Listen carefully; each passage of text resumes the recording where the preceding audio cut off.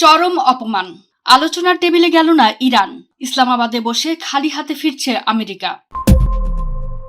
রণাঙ্গনে চরম মার খেয়ে ডোনাল্ড ট্রাম্প যখন 2 সপ্তাহের যুদ্ধবিরতির সাদা পতাকা উড়িয়েছিলেন, তখন তিনি ভেবেছিলেন ইরান হয়তো আনন্দে গদগদ হয়ে আলোচনার টেবিলে ছুটে আসবে। কিন্তু পারস্যের উত্তরসূরিরা আজ ট্রাম্প প্রশাসনকে কূটনীতির ময়দানে এমন এক নজিরবিহীন ও চরম অপমানজনক চপেটাঘাত করল, যার শব্দ ওয়াশিংটনের ওভাল অফিসে রীতিমতো ভূমিকম্প তৈরি করেছে। ট্রাম্পের পাঠানো মার্কিন ভাইস প্রেসিডেন্ট ও শীর্ষ জেনারেলরা যখন শান্তি ভিক্ষার আশায় ইসলামাবাদে বসে প্রহর গুনছেন, ঠিক তখনই তেহরান থেকে উড়ে এলো এক হারহিম করা বার্তা। লেবাননে হামলা না থামালে কোনো কথা হবে না, আমাদের কোনো দল পাকিস্তানে যায়নি।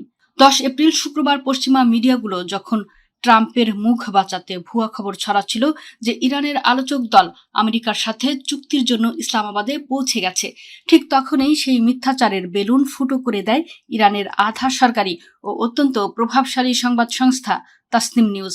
নির্ভরযোগ্য শীর্ষ সূত্রের বরাত দিয়ে তাসনিম নিউজ বজ্রকণ্ঠে জানিয়েছে, আমেরিকানদের সঙ্গে আলোচনা করতে ইরানের আলোচক দল পাকিস্তানের ইসলামাবাদে পৌঁছেছে, এটি সম্পূর্ণ ডাহা মিথ্যা। ইরান অত্যন্ত কড়া ও দ্ব্যর্থহীন আলটিমেটাম দিয়ে মার্কিন প্রশাসনকে জানিয়ে দিয়েছে, যতক্ষণ পর্যন্ত আমেরিকা লেবাননে যুদ্ধবিরতির প্রতিশ্রুতি পূরণ না করবে এবং দখলদার ইহুদিবাদী শাসন তার বর্বরোচিত হামলা পুরোপুরি বন্ধ না করবে, ততক্ষণ পর্যন্ত কোনো আলোচনার প্রশ্নই ওঠে না। আমেরিকা কতটা দিশেহারা এবং অস্তিত্ব সংকটে ভুগছে তা তাদের পাঠানো প্রতিনিধি দলের তালিকা দেখলে স্পষ্ট হয়। আল জাজিরার ব্রেকিং রিপোর্ট অনুযায়ী 11 এপ্রিল শনিবারের সম্ভাব্য এই বৈঠকে যোগ দিতে আমেরিকার তাদের উপরাষ্ট্রপতি জেডি ভান্স, হোয়াইট হাউসের বিশেষ দূত স্টিভ উইটকফ, ট্রাম্পের জামাতা ও জ্যেষ্ঠ উপদেষ্টা জ্যারেড কুশনার এবং খোদ সেন্টকম কমান্ডার অ্যাডমিরাল ব্র্যাড কুপারকে পাকিস্তানে পাঠিয়েছে।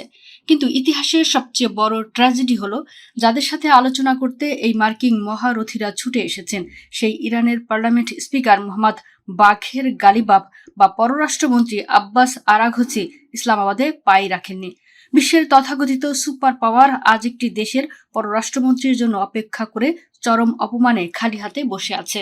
পাকিস্তানের প্রধানমন্ত্রী শেহবাজ শরীফ, সেনা প্রধান ফিল্ড মার্শাল আসিম মুনির এবং খোদ আইএসআই প্রধান লেফটেন্যান্ট জেনারেল আসিম মালিক এই ঐতিহাসিক শান্তি চুক্তির মধ্যস্থতা করতে নিজেদের প্রস্তুতি চূড়ান্ত করেছিলেন। কিন্তু তেহরান আজ চোখে আঙুল দিয়ে দেখিয়ে দিল, বন্ধুরাষ্ট্র লেবানন ও ফিলিস্তিনের রক্তের সাথে বেইমানি করে তারা নিজেদের জন্য কোনো স্বার্থপর চুক্তি করবে না। আজ বিশ্ববাসী পরিষ্কার দেখছে যে আমেরিকা দম্ভভরে ইরানকে ধ্বংস করতে এসেছিল, আজ তারাই যুদ্ধ থামানোর ভিক্ষা নিয়ে অন্যের দুয়ারে ধর্ণা দিচ্ছে। আর অকুতোভয় ইরান প্রমাণ করে দিল, রিমোট কন্ট্রোল এখন কেবলই তেহরানের হাতে। ট্রাম্প ভেবেছিলেন বোমার ভয় দেখিয়ে তিনি ছড়ি ঘোরাবেন, কিন্তু আজ কূটনৈতিক টেবিলে মার্কিন ভাইস প্রেসিডেন্টকে বসিয়ে রেখে ইরান যে চরম অপমান করল, তা মার্কিন সাম্রাজ্যবাদের কফিনে চিরস্থায়ী এক কলঙ্কের পেরেক হয়ে থাকবে।